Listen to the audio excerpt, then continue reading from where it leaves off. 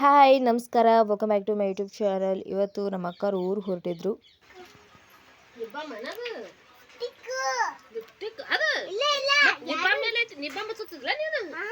Lip balm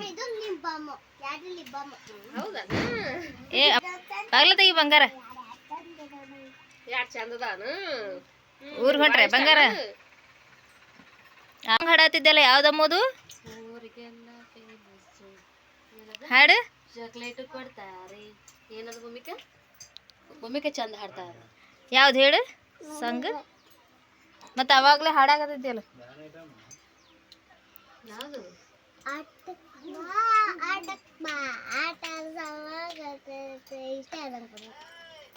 ನೀ ಹಾಡು.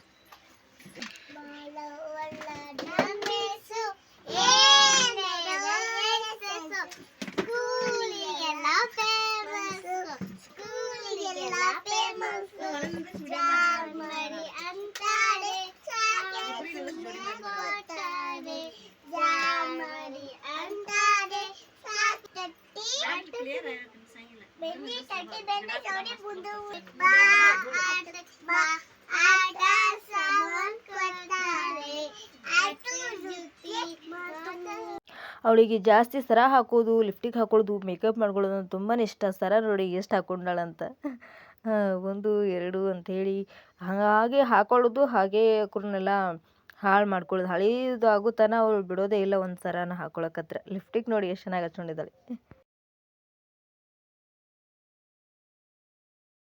ಮಕ್ಕಳು ಮನೇಲಿದ್ರೆ ಟೈಮ್ ಹೆಂಗೆ ಹೋಗುತ್ತೆ ಅಂತಲೇ ಗೊತ್ತಾಗೋದಿಲ್ಲ. ನೋಡಿ ಇವರು ಎಷ್ಟು ಚೆನ್ನಾಗಿ ಆಟ ಆಡ್ತಿದ್ದಾರೆ ಅಂತೆ. ಈ ವಯಸ್ಸಿಗೆ ಲಿಪ್ಸ್ಟಿಕ್ ಅಂತೆ, ಪೌಡ್ರ್ ಅಂತೆ, ಪೌಂಡ್ಸ್ ಪೌಡ್ರ್ ಅಂತೆ, ಇವೆಲ್ಲನೂ ಎಷ್ಟು ಚೆನ್ನಾಗಿ ಹಚ್ಕೋತಾರೆ. ಮೇಕಪ್ ಮಾಡ್ಕೊಳ್ಳೋಕೆ ಬಿಟ್ಟರೆ ನಮ್ಗಿಂತ ಚೆನ್ನಾಗಿ ಅವರೇ ಮೇಕಪ್ ಮಾಡ್ಕೋತಾರೆ. ಅವರು ನಿನ್ನೆ ತಾನೇ ಬಂದಿದ್ದರು, ಇವತ್ತು ಹೋಗ್ತಾ ಇದ್ದಾರೆ ಊರಿಗೆ. ಸೊ ಇನ್ನು ಏನೋ ನಮ್ಮ ಮಾವಂದು ಬಸ್ ಸ್ಟ್ರೈಕ್ ಇದೆ ಅಂತ, ಸೊ ಹಾಗಾಗಿ ಹೋಗಲೇಬೇಕು ಅಂತ ಹೇಳಿ ಹೊರಟ್ರು ಅವರು. ಬರ್ತಡೇ ಕೂಡ ಇವತ್ತು ಇತ್ತಲ್ಲ ಶಮುಂದು, ಅವರು ಅಲ್ಲೇ ಮಾಡ್ತೀವಿ ಅಂತಂದರು. ಬರ್ತಡೇನೂ ಅಲ್ಲೇ ಮಾಡಿದ್ರು. ನಮ್ಮ ಶಮು ನೋಡಿ ಎಷ್ಟು ಚೆನ್ನಾಗಿ ಆಟ ಆಡ್ತಾ ಇದ್ದಾನೆ ಅಂತ. ಫುಲ್ ಎಷ್ಟು ಅವಂದಂತರೂ ಇವಾಗ ಇತ್ತೀಚೆಗೆ ತುಂಬಾ ಕಿಟ್ಲೆ ಸ್ಟಾರ್ಟ್ ಆಗಿಬಿಟ್ಟಿದೆ. ಎಷ್ಟು ಚೆನ್ನಾಗಿ ಆಟ ಆಡ್ತಾನೆ. ಆದರೆ ನಮ್ಮ ಹತ್ರ ಬರೋದಂದರೆ ಅವನಿಗೆ ಬರುತ್ತೆ, ನಮ್ಮ ಹತ್ರ ಒಟ್ಟ ಬರೋದಿಲ್ಲ. ಯಾಕಂದರೆ ಸ್ವಲ್ಪ ರೂಢಿ ತಪ್ಪಿ ಹೋಗಿಬಿಡುತ್ತಲ್ಲ, ಹಾಗಾಗಿ ಅವನು ಬೇಗ ಬೇಗ ಅಷ್ಟು ಬಂದ ತಕ್ಷಣ ಅಡ್ಜಸ್ಟ್ ಆಗೋದು. ಬಂದು ಒಂದು 3 to 4 days ಆದರೆ ಎಲ್ಲರಿಗೆ ಅಡ್ಜಸ್ಟ್ ಆಗ್ತಾರೆ, ಎಲ್ಲರ ಹತ್ರನೂ ಹೋಗ್ತಾರೆ. ತಿನ್ನಕ್ಕೆ ಯಾಕೆ ತಂದಿಲ್ಲ? ಇಲ್ಲ ತಿನ್ನಕ್ಕೆ ಯಾಕೆ ತಂದಿಲ್ಲ?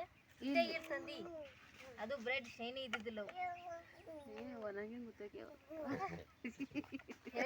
ಅವನಿಗೆ ನಮ್ಮನ್ನು ಮರ್ತಂಗೆ ಆಗಿಬಿಡುತ್ತಾ. ಅದಕ್ಕೆ ಒಂದು ಸ್ವಲ್ಪ ದಿನ ಆದಮೇಲೆ ಬಂದಮೇಲೆ ಅಡ್ಜಸ್ಟ್ ಆಗ್ತಾನೆ. ಬಟ್ ಇವಾಗ ಅವರು ನಿನ್ನೆ ಬಂದು ಇವತ್ತು ಹೊರಟ್ರಲ್ಲ, ಹಾಗಾಗಿ ಅವನಿಗೆ ಅಷ್ಟೊಂದು ಮತ್ತೆ ನೆನಪು ಉಳಿಲಿಲ್ಲ. ಆದರೂ ಕೂಡ ನೋಡಿ ಹೋಗೋ ಟೈಮಲ್ಲಿ ಎಷ್ಟು ಚೆನ್ನಾಗಿ ಆಟ ಆಡ್ತಾ ಇದ್ದ ಅಂತ. ಅವನು ನೋಡ್ತಾ ಇದ್ದರೆ ನಮಗೆ ಟೈಮ್ ಹೇಗೆ ಹೋಗುತ್ತೆ ಅಂತಲೇ ಗೊತ್ತಾಗೋದಿಲ್ಲ. ಊರಿಗೆ ಹೊಂಟ್ರೆ ನೀವು? ಯಾರು ಊರಿಗೆ ಹೊಂಟ್ರಿ ಈಗ?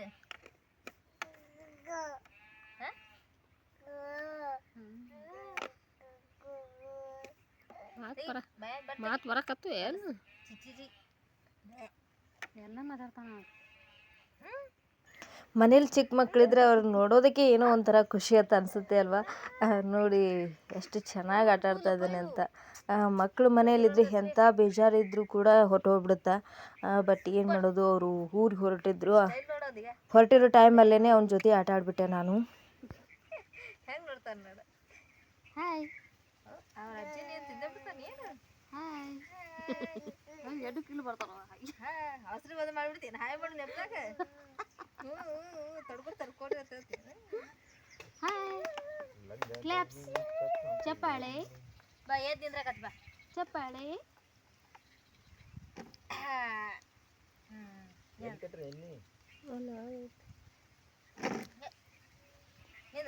ಅವ್ರ ಅಮ್ಮನ ಬಿಟ್ಟು ಅವನು ಒಂದು ಕ್ಷಣ ಇರೋದಿಲ್ಲ. ಅವ್ರ ಅಮ್ಮ ಮುಂದಿದ್ರೆ ಮಾತ್ರನೇ ಈ ಥರ ಆಟ ಆಡೋದು. ಇಲ್ಲಪ್ಪ ಅಂತಂದರೆ ಚಲೋನೇ ಸೈರನ್ ಅವಂದು.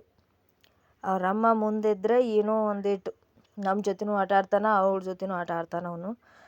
ಈ ಆಟ ಆಡ್ತಿರ್ಬೇಕಾದ್ರೆ ಅವ್ನ ಮುಖ ನೋಡೋದಿದೆಯಲ್ಲ, ಅದೇ ತುಂಬಾ ಖುಷಿ. ಒಟ್ಟು ಈ ಥರ ಆಟ ಆಡ್ಕೋತಿದ್ರಂದ್ರೂ ನಮಗೂ ಎಲ್ರಿಗೂ ಖುಷಿ. ಬಟ್ ಅವನು ಅವ್ರ ಅಮ್ಮ ಇದ್ರೆ ಮಾತ್ರನೇ ಆಟ ಆಡ್ತಾನೆ, ಅದೇ ಒಂದೇ ಬೇಜಾರು ಅಷ್ಟೇ. ನಾನು ನಮ್ಮ ಅಕ್ಕ ಇಬ್ಬರು ಹಾಯ್ ಮಾಡ್ತಾ ಇದ್ವಲ್ಲ, ಒಬ್ರಿಗೆ ಮಾಡಿದ್ರೆ ಬೇಜಾರು ಮಾಡ್ಕೋತಾರೆ ಅಂಥೇಳಿ ಅವ್ನು ಯೋಚನೆ ಮಾಡಿ ಎಷ್ಟು ಬುದ್ಧಿವಂತಿಕೆಯಿಂದ ಇಬ್ಬರಿಗೆ ಹಾಯ್ ಮಾಡಿಬಿಟ್ಟ ನೋಡಿ. ನಮ್ಮಪ್ಪ ಹೊತ್ಕೊಂಡ್ರೆ ಹೆಂಗೆ ಮಾಡ್ತಾನೆ ನೋಡಿ. ಅವನಿಗೆ ಇಲ್ಲಿ ಜಾಸ್ತಿ ರೂಢಿ ಇಲ್ವಲ್ಲ, ಹೀಗಾಗಿ ಅವ್ರ ಅಮ್ಮನ್ನೇ ಜಾಸ್ತಿ ಹಚ್ಕೊಂಡ್ಬಿಟ್ಟಾನೆ ಇವಾಗ. ಈಗ ನಮ್ಮ ಕಡೆ ಬರೋದಕ್ಕೆ ಒಲ್ಲೆ ಅಂತಾನ. ಸೊ ಅವರು ಊರಿಗೆ ಹೊಂಟರು. ನಮಗೂ ತುಂಬಾ ಬೇಜಾರಾಯಿತು, ಯಾಕಂದರೆ ಈ ಸಲ ಜಾಸ್ತಿ ದಿನ ಇರಲಿಲ್ವಲ್ಲ, ಅದು ನಮಗೂ ಬೇಜಾರು ಅನ್ನಿಸ್ತು. ಸೊ ಅದಕ್ಕೆ ಈ ಲಾಗ್ನ ಇಲ್ಲಿಗೆ ಎಂಡ್ ಮಾಡ್ತಾ